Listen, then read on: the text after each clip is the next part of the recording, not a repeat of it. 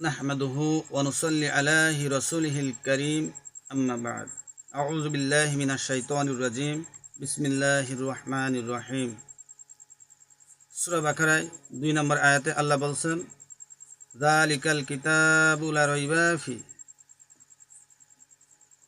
হুদাল লিল মুত্তাকিন। আল্লাহ রাব্বুল আলামিন বলেন, এমন একখানা কিতাব আমি তোমাদের কাছে নাজিল করেছি যে কিতাবের মধ্যে কোনো সন্দেহ নাই, কোনো ভুল নাই। এই কিতাবখানা যখন নাজিল হয়েছে, যুগে যুগে কাফের বেঈমানেরা কিতাবের ভুল ধরার জন্য, এই কিতাবকে নিভিয়ে দেওয়ার জন্য অনেক চেষ্টা তারা চালিয়েছে, কিন্তু আল্লাহ পাক তাদেরকে সফল হতে দেননি। আল্লাহ পাক কুরআনুল কারীম নির্ভুল করে এই জমিনে নাজিল করেছেন। কেন নাজিল করেছেন? প্রত্যেকটা মানুষ চলার জন্য একটা গাইডলাইন দরকার হয়, কিছু শিক্ষার দরকার হয়, কিছু সাজেশনের দরকার হয়, এবং পথ নির্দেশনা দেওয়ার জন্য কিছু নিয়ম নীতি, এইভাবে করে একখানা গাইড দরকার হয়, একখানা কিতাব বই দরকার হয়। তো আল্লাহ রাব্বুল আলামিন আল্লাহ তাআলার বান্দার জন্য একখানা কিতাব আল্লাহ পাক নাজিল করেছেন, একখানা কিতাব আল্লাহ পাক দিয়েছেন। সে কিতাবখানা হচ্ছে আল কোরআন। তো আল্লাহ তাআলা সর্বপ্রথমেই শুরুতেই বলে দিয়েছেন, যালিকাল কিতাবু লা রাইবা ফি, এই কিতাবখানা নিঃসন্দেহে তোমরা পড়ো এবং কিতাবকে তোমরা গ্রহণ করো, কিতাবের কাছে তোমরা চলে এসো। এই কিতাবের মধ্যে মুত্তাকিন হওয়ার জন্য সমস্ত পথ, সমস্ত নির্দেশনা, সব কিছু এখানে আছে। সুবহানাল্লাহ। তো আল্লাহ পাক বলেন হুদাল লিল মুত্তাকিন, এই কিতাবের মধ্যে হেদায়াত আছে। এই কিতাবের মধ্যে হেদায়াত নেওয়ার সিস্টেমগুলো বলে দেওয়া আছে। যারা হেদায়েত নিয়েছে তাদের কথাও এখানে আছে, কিভাবে হেদায়েত নেবে সে কথাও এখানে বলা আছে। এবং যারা হেদায়েত নেননি, হেদায়েত পায়নি, পাওয়ার চেষ্টাও করেনি, সে কথাওগুলো এখানে বলা আছে। সব ভালো দিক, খারাপ দিক, সব দিকগুলো আল্লাহ পাক এখানে নোট করে দিয়েছেন। এখান থেকে আমরা বুঝে নিতে পারবো, জেনে নিতে পারবো সহজেই। এই জন্য আল্লাহ পাক এখানে আমাদেরকে ফলো করতে বলেছেন। হুদাল লিল মুত্তাকিন, এই কিতাবখানা ফলো করো, তাহলে তুমি অবশ্যই মুত্তাকি হতে পারবে। আর মুত্তাকি যদি তুমি হতে পারো, আল্লাহ পাক তোমাকে ক্ষমা করবে এবং তোমাকে মাফ করে দেবে। এবার এই মুত্তাকিন হতে গেলে এই মুত্তাকিনের সংজ্ঞা কি? এই মুত্তাকিন কাকে বলে? যে সবচেয়ে বেশি আল্লাহ ভীরু, আল্লাহর আইন মানে, আল্লাহর আইনের বাইরে সে চলে না, সেই হলো মুত্তাকি। আল্লাহ তাআলার হুকুম সে মানে, সেই হলো মুত্তাকি। নামাজ নাই, রোজা নাই, ভালো কাজ নাই, খারাপের দিকে দৌড়ায়, শয়তানি চিন্তা চেতনা তার ভিতরে আছে, ভালো আছে খারাপও আছে, সে কখনো মুত্তাকি হতে পারে না।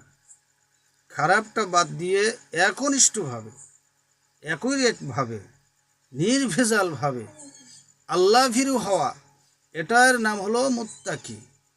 আর এই মুত্তাকিনদের জন্য আল্লাহ তাআলা শুভ সংবাদ দিয়েছেন জান্নাতের। হুদাল লিল মুত্তাকিন। এই মুত্তাকিন হতে গেলে আল্লাহকে বেশি ভয় করতে হবে, তাকওয়া অর্জন করতে হবে। তাকওয়া বান্দের গুণাগুণ দিয়ে মুত্তাকিন প্রকাশ পায়, তাকওয়ার গুণাগুণ দিয়ে মুত্তাকিন প্রকাশ পায়।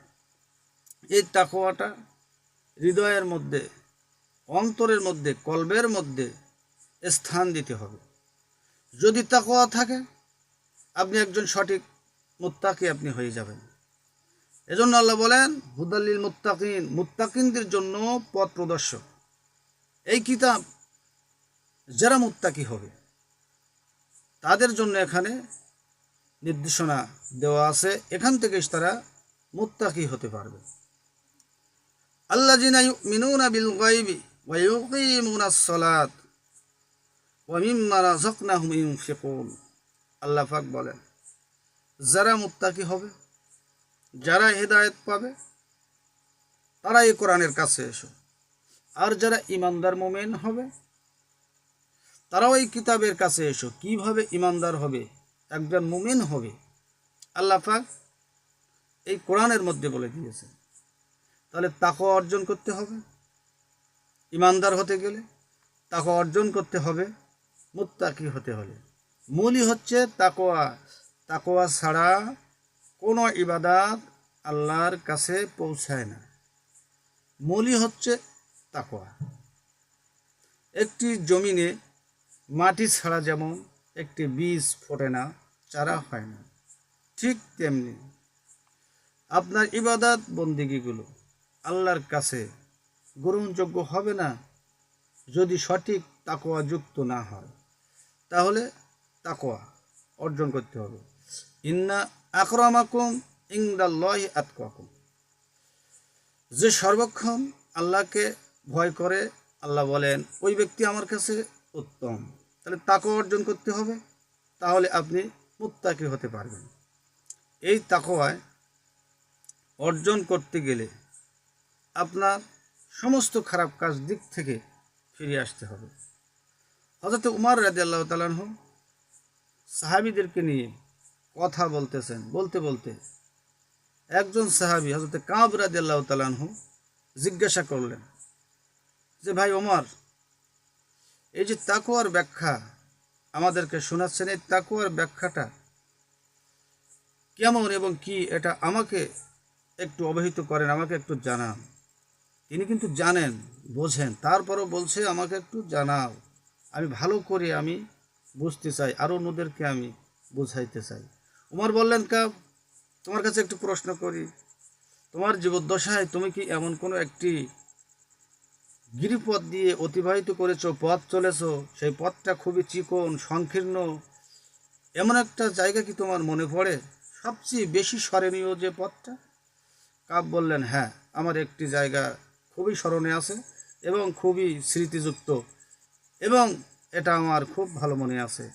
বললো, একবার আমি যখন একটি পথ অতিক্রম করতেছিলাম, তখন একটু তাড়াতাড়ি আসার জন্য এবং অন্যদিকে কাফের অত্যাচারীরা এরা এখানে আছে, একটু আমি সহজেই যাতে যেতে পারি, সময় কম লাগে, এই চেষ্টায় নিয়ে আমি একটা গিরিপথ অতিক্রম করছিলাম।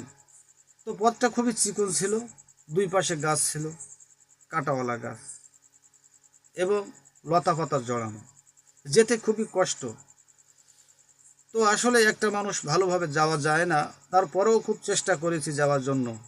চেষ্টাটা এই জন্য ছিল যাতে আমার গায়ের পোশাকটা ছিঁড়ে না যায়, গায়ে একটা কাঁটার আঘাত না লাগে। এমন সংকীর্ণতার সাথে জড়সড় হয়ে আমি খুব কষ্ট করে পথটা আমি পার হয়েছিলাম। তো আমার নিজেকে আমি আক্রান্ত হতে দেই নাই, ক্ষতি হতে দেই নাই, আমি পথটি পাড়ি দিয়েছিলাম। তো উমর বললেন, কাব, তুমি তো আমার তাকওয়ার ব্যাখ্যা তো তুমি নিজেই দিয়ে ফেলেছো। কাব বললেন, কিভাবে ভাই ওমর? ওমর রাদিয়াল্লাহু তাআলা আনহু বললেন, কাব, তুমি যে সতর্কতা অবলম্বন করে গেছো, কেন সতর্কতা অবলম্বন করেছো? কাঁটার আঘাতে যাতে তোমার কোনো ক্ষতিগ্রস্ত না হয়। বললো, হ্যাঁ, ঠিক তাই। তো এই দুনিয়ায় তুমি যখন আসছো, এই কবর পর্যন্ত যেতে ইমানদারের এমন একটি চিকন রাস্তা আছে, একটি চিকন একটি গিরিপথ, আশেপাশে এরকম অনেক কাঁটাওয়ালা ক্ষতিকার অনেক লতাপাতা গাছ আছে। সেগুলো কি?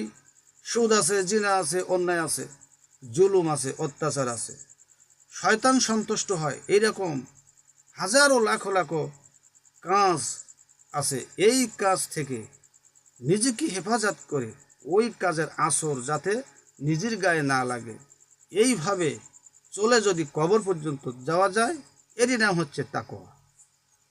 তাহলে অবশ্যই তার ভয় ছিল, কাঁটার আঘাতের ভয়। তাহলে এখানেও ভয় রাখতে হবে, হারামের আসর লাগলে আমার ঈমান নষ্ট হবে, আল্লাহ অসন্তুষ্ট হবে, এই যে একটা ভয়, এরই নাম হচ্ছে তাকওয়া। এইটা অন্তরে কলবে জায়গা দিতে হবে, স্থান দিতে হবে এবং সেইভাবে আমাদেরকে চলতে হবে। এজন্য আল্লাহ বলেন, ইন্না আকরামাকুম ইনদাল্লাহি আতকাকুম, যে সর্বচেষ্টায় সর্বসাধনায় ওটা বসা শোয়া চলা ব্যবসা লেনদেন বিজনেস যা কিছু আছে তার সব কিছুর মধ্যে আল্লাহ সন্তুষ্টি থাকতে হবে, আল্লাহর ভয় থাকতে হবে। তাহলে ওই ব্যক্তি হচ্ছে তাকওয়াবান, আমার কাছে উত্তম ওই ব্যক্তি।